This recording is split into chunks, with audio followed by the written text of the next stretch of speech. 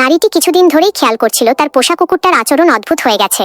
সে যখনই গোসল করতে যায় কুকুরটা দরজার বাইরে চুপচাপ বসে থাকে, আবার সুযোগ পেলেই এসে তার গায়ের সাথে লেপ্টে থাকে। নারীটি ভেবেছিল হয়তো বেশি আদর পেয়ে এমন করছে।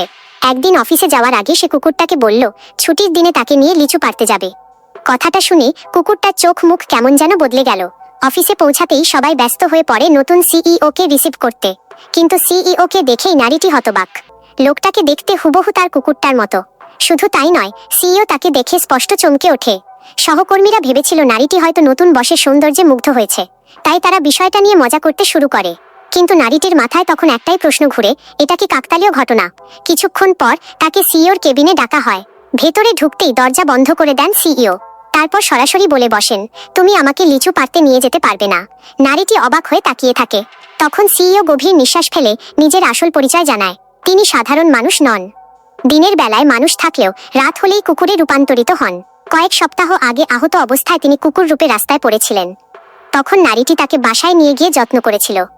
সেই থেকেই তিনি তার প্রতি দুর্বল হয়ে পড়েন। সিইও স্বীকার করে সে কারণেই তিনি সবসময় তার আশেপাশে থাকতেন। বন্ধুরা, ভিডিওটি ভালো লাগলে কমেন্টে জানাও।